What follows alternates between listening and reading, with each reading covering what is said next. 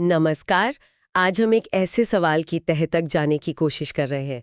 एक ऐसा सवाल जो शायद हम सबके जहन में कभी ना कभी आता तो है, पर अक्सर अनकहा सा रह जाता है। जे कृष्णमूर्ति ने इसे बिल्कुल सीधे सीधे पूछा था, आखिर हमारी जिंदगी में, हमारे रोजमर्रा के जीवन में सेक्स या यौन संबंधों को इतनी इतनी ज्यादा अहमियत क्यों मिली हुई है? ये सवाल सुनने में जितना आसान लगता है ना, इसकी जड़ें उतनी ही गहरी हैं। तो आज की हमारी ये जो पड़ताल है, ये जे कृष्णमूर्ति की एक खास बातचीत पर आधारित है, जहां वो इसी गुत्थी को सुलझाने की कोशिश करते हैं।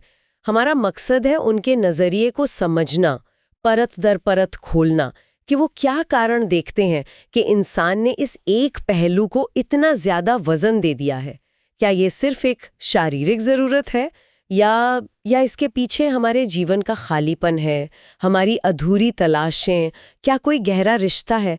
हम कोशिश करेंगे कि इसे आसान भाषा और कुछ उदाहरणों से समझें। हाँ, और ये विषय इसलिए भी पेचीदा हो जाता है क्योंकि समाज का रवैया, आप देखिए, इसे लेकर हमेशा बदलता रहा है। अक्सर एक अति से दूसरी अति तक जाता है। कृष्णमूर्ति उस विरोधाभास की तरफ इशारा भी करते हैं। एक वक्त था जब इसे पूरी तरह पर्दे में रखा जाता था, एक टैबू था, बात करना भी मना था।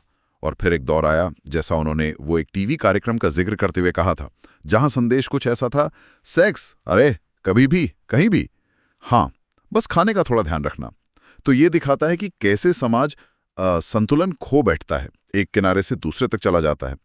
कृष्णमूर्ति हमें इन सतही बातों से, इन हवालों से परे जाने को कहते हैं, मुद्दे की तह तक।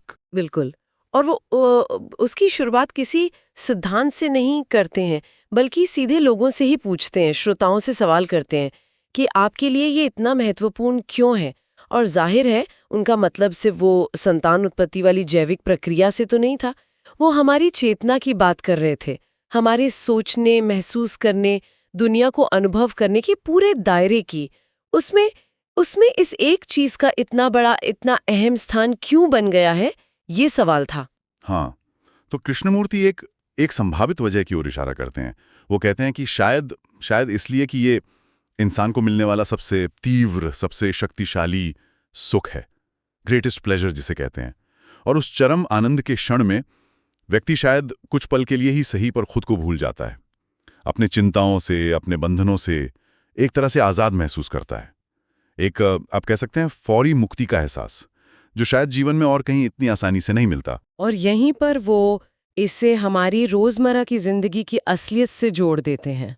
वो कहते हैं कि जरा अपनी जिंदगी को देखिए, क्या उसमें सचमुच कुछ मौलिक है, ओरिजिनल, कुछ रचनात्मक है, क्रिएटिव, या वो ज्यादातर संघर्ष, ऊब, दोहराव, नियमों के पालन में ही बीत रही है। सुबह उठना, दफ्तर जाना, वही काम, वही चिंताएं, शाम को लौटना, एक मशीनी ढर्रा सा। तो क्या ये जो एक रास्ता है, ये जो रचनात्मक ऊर्जा का अभाव सा लगता है, क्या इसी खालीपन को भरने के लिए सेक्स एक आसान और तात्कालिक उपाय जैसा लगने लगता है? ये सवाल कृष्णमूर्ति हमारे सामने रखते हैं। बिल्कुल।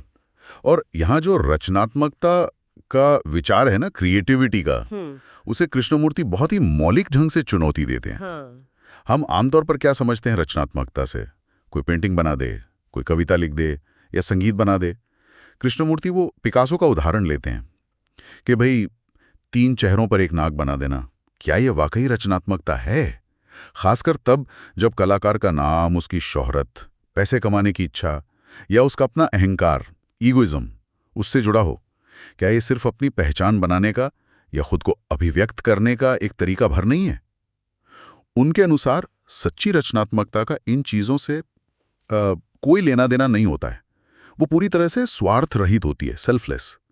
उसे किसी दर्शक, किसी प्रशंसा, किसी अभिव्यक्ति, एक्सप्रेशन या किसी पूर्ति, फुलफिलमेंट की कोई दरकार नहीं होती है। वो तो बस होती है। जैसे एक फूल खिलता है, फूल किसी के लिए नहीं खिलता, वो बस खिलता है, ये उसका स्वभाव है।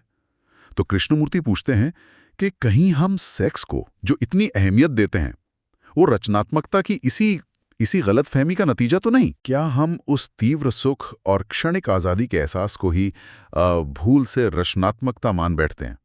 क्योंकि हमारे जीवन में सच्ची, सहज रचनात्मकता का अनुभव करने के अवसर शायद कम हैं। ये बहुत गहरा बिंदु है।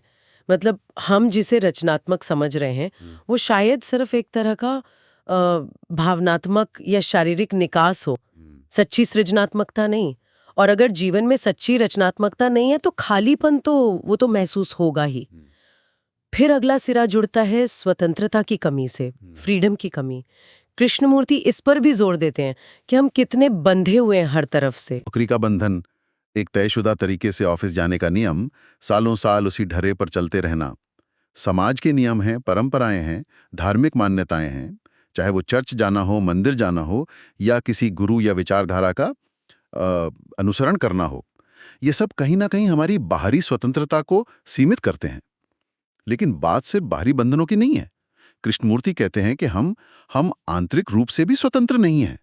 हमारा अपना ज्ञान, हमारी स्मृतियां, हमारे अनुभव, हमारा अतीत, पास्ट, ये सब भी तो हमें बांधे रखते हैं। हम कल की सोच से आज को देखते हैं। हम अपने संस्कारों और कंडीशनिंग से मुक्त कहाँ हैं? तो असल में देखा जाए तो पूरी तरह स्वतंत्र होने का अनुभव वो हमें शायद होता ही नहीं। और अगर ऐसा है, अगर जीवन के हर क्षेत्र में बाहर भी और अंदर भी स्वतंत्रता का इतना ज्यादा अभाव है, तो क्या ये स्वाभाविक नहीं लगता कि इंसान उस एक अनुभव को कसकर पकड़ ले जहां उसे इस बंधन से जरा सी भी भले ही क्षण भर के लिए मुक्ति का भ्रम होता हो? कृष्णमूर्ति यही सवाल उठाते हैं, बिल्कुल यही। जब हर तरफ दीवारें ही दीवारें महसूस हों, तो क्या सेक्स वो खिड़की लगने लगती है जहां से थोड़ी ताज़ी हवा आने का एहसास होता है? एक ऐसा क्षण जहां शायद अतीत का बोझ, भविष्य की चिंता, सामाजिक नियम, वो सब कुछ पल के लिए पीछे छूट जाते हैं। लेकिन कृष्णमूर्ति यहां भी एक चेतावनी देते हैं। वो कहते हैं कि ये आज़ादी भी असल में देखा जाए तो सीमित ही है। ये भी अपनी आदतों, अपनी कल्पनाओं, अपनी अपेक्षाओं से बंधी होती है। ये सच्ची पूर्ण स्वतंत्रता नहीं है। पर बात वही है, जैसे प्यासा इंसान रेगिस्तान में मृग तृष्णा को भी पानी समझ लेता है, वैसे ही स्वतंत्रता के लिए तरसता मन शायद सेक्स में उसी स्वतंत्रता का आभास पाकर उसे जरूरत से ज्यादा महत्व देने लगता है। ये एक तरह से पलायन बन जाता है, एस्केप। ये सोचने पर मजबूर करती है कि हम अपनी ऊर्जा और महत्व कैसे बांटते हैं। अगर सेक्स इतनी अहमियत रखता है, तो क्या हम जीवन की दूसरी बड़ी चुनौतियों के लिए भी उतनी ही ऊर्जा लगाते हैं? कृष्णमूर्ति एक बहुत बहुत तीखा सीधा सवाल पूछते हैं।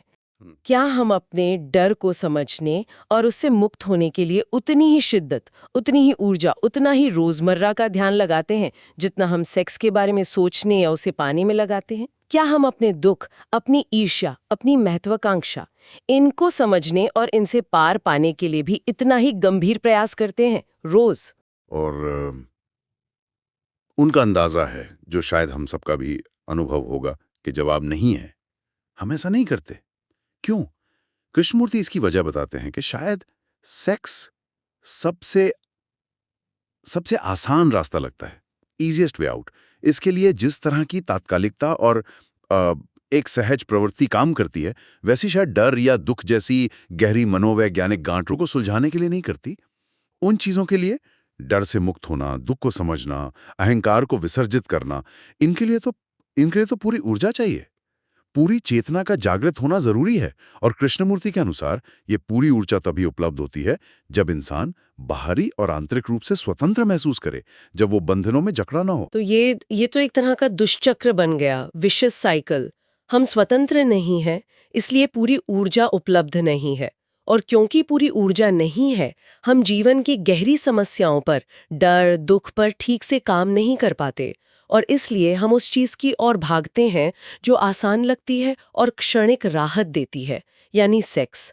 और उसे इतना महत्व देकर हम उस असंतुलन को और गहरा करते जाते हैं। बिल्कुल, बिल्कुल। और यहीं से कृष्णमूर्ति जीवन की समग्रता के विचार पर आते हैं, होलनेस ऑफ लाइफ। वो कहते हैं कि जीवन को टुकड़ों में नहीं देखा जा सकता। Life is not fragmented. जीवन एक संपूर्ण प्रवाह है। इसमें काम भी है, रिश्ते भी हैं, प्रकृति भी है, ध्यान भी है, डर भी है, खुशी भी है, और हाँ, सेक्स भी है। ये सब एक साथ मिलकर जीवन बनाते हैं। लेकिन जब हम किसी एक हिस्से को, चाहे वो सेक्स हो या पैसा या शक्ति या कुछ और, बाकी सबसे ज्यादा असंगत रूप से बड़ा बना देते हैं, तो हम उस पूरी समग्रता को नष्ट कर देते हैं। ये ऐसा है जैसे जैसे शरीर के किसी एक अंग को ही सब कुछ मान लिया जाए और बाकी पूरे शरीर की उपेक्षा कर दी जाए, तो जाहिर है इससे पूरा शरीर ही बीमार होगा, है ना? तो ये अतिशय महत्व देना, यही समस्या की जड़ है। और इसका दूसरा सिरा है पूरी तरह नकार देना। वो भी तो होता है। हाँ, बिल्कुल। कृष्णमूर्ति उन भिक्षुओं, मंक्स या तपस्वियों का उदाहरण देते हैं जो सेक्स को पूरी तरह से नकारने की कोशिश करते हैं। वो उसे पाप मानते हैं या आध्यात्मिक उन्नति में बाधा समझते हैं और अपनी सारी ऊर्जा, अपनी सारी इच्छाओं को दबाकर उसे ईश्वर या किसी काल्पनिक ऊंचे लक्ष्य की तरफ मोड़ने की कोशिश करते हैं। कृष्णमूर्ति कहते हैं कि ये भी उतना ही बड़ा भ्रम है, उतना ही बड़ा असंतुलन। आप प्रकृति को अपनी सहज जैविक और मनोवैज्ञानिक प्रवृत्तियों को दबा नहीं सकते। Suppression doesn't work. वो दबेंगी नहीं, बल्कि अंदर ही अंदर उबलेंगी, विकृत होंगी और किसी दूसरे रूप में फूट पड़ेंगी, शायद क्रोध के रूप में या घृणा के रूप में या किसी और मानसिक विकृति के रूप में। तो एक तरफ जरूरत से ज्यादा भोग और दूसरी तरफ दमन, रिप्रेशन, दोनों ही जीवन की सहज लय को, उसकी समग्रता को खंडित करते हैं। तो फिर रास्ता क्या है? अगर ज्यादा महत्व देना भी गलत है और पूरी तरह नकारना भी गलत है, तो संतुलन कैसे आए? कृष्णमूर्ति का निष्कर्ष क्या है इस पर? देखिए, कृष्णमूर्ति का निष्कर्ष बहुत सीधा और गहरा है। वो कहते हैं कि सेक्स अपने आप में कोई समस्या नहीं है। The act itself is not the problem. समस्या है उसे दिया जाने वाला असंतुलित महत्व, द डिस्प्रोपोर्शनेट इंपॉर्टेंस। और ये असंतुलित महत्व इसलिए पैदा होता है क्योंकि जीवन के बाकी पहलू उपेक्षित हैं, खाली हैं या संघर्ष से भरे हैं। तो उपाय ये नहीं है कि सेक्स पर ध्यान केंद्रित किया जाए, चाहे उसे पाने के लिए या उसे दबाने के लिए। उपाय ये है कि जीवन के हर पहलू को उसकी सही जगह, सही महत्व और सही ऊर्जा दी जाए। मतलब अगर हम अपने डर को समझने लगें, अपने दुख के कारणों को खोजने लगें, अपने रिश्तों को ईमानदारी से जीने लगें, अपने काम में सिर्फ आजीविका नहीं बल्कि सार्थकता खोजने लगें, स्वतंत्रता के सही अर्थ को समझने का प्रयास करें, अगर हम जीवन की इस पूरी तस्वीर को, इसकी पूरी समग्रता को महत्व देना शुरू करें, तो क्या होगा? हाँ, तो कृष्णमूर्ति कहते हैं कि तब सेक्स स्वाभाविक रूप से अपनी सही जगह पर आ जाएगा। It finds its own natural place. वो जीवन का एक हिस्सा रहेगा, एक महत्वपूर्ण और सुंदर हिस्सा हो सकता है, लेकिन वो पूरे जीवन पर हावी नहीं होगा, डोमिनेट नहीं करेगा। उसकी जो अस्वाभाविक, जुनून भरी अहमियत बन गई है, वो खत्म हो जाएगी। जैसे जैसे शरीर के सारे अंग स्वस्थ हों, तो किसी एक अंग पर हमारा ध्यान जरूरत से ज्यादा नहीं जाता, लेकिन अगर कहीं दर्द हो तो सारा ध्यान वहीं खिंच जाता है ना? कृष्णमूर्ति के अनुसार सेक्स पर हमारा ये अत्यधिक ध्यान, ये एक लक्षण है, अ सिम्टम, कि जीवन के बाकी अंगों में कहीं गहरा दर्द है या खालीपन है। जब किसी एक चीज को, चाहे वो कुछ भी हो, जरूरत से ज्यादा अनुपातहीन महत्व दिया जाता है, तो व्यक्ति और उसका जीवन दोनों ही, कृष्णमूर्ति के शब्दों में, भ्रष्ट हो जाते हैं, करप्ट, यानी अपने सहज स्वरूप से हट जाते हैं, विकृत हो जाते हैं। तो अगर हम इस पूरी बातचीत का सार निकालें, तो कृष्णमूर्ति दरअसल ये कह रहे हैं कि हमारे जीवन में सेक्स की जो ये केंद्रीय भूमिका बन गई है, वो असल में हमारी आंतरिक स्वतंत्रता की कमी, सच्ची रचनात्मकता के अभाव में सुख की बाहरी खोज और जीवन की समग्रता को न समझ पाने का नतीजा है। ये मूल बीमारी नहीं, बल्कि एक लक्षण है जो बता रहा है कि कहीं कुछ गहरा असंतुलन है। बिल्कुल सही, एकदम सही कहा। कुंजी संतुलन में ही है। Balance is the key. और ये संतुलन किसी बाहरी नियम या अनुशासन से नहीं आएगा, बल्कि जीवन के हर आयाम को गहराई से समझने और जीने से आएगा। जब हम अपने अंदर के डर, बाहर के संघर्ष, रिश्तों की पहेलियां और स्वतंत्रता की अपनी गहरी प्यास, इन सब को पूरी ईमानदारी और ऊर्जा के साथ एड्रेस करना शुरू करते हैं, तब किसी एक पहलू को, चाहे वो सेक्स हो या कुछ और, जीवन पर हावी होने की जरूरत ही नहीं रह जाती। तब वो जीवन की बड़ी नदी में एक धारा की तरह बहता है, न कि पूरी नदी को ही अपने कब्जे में लेने की कोशिश करता है।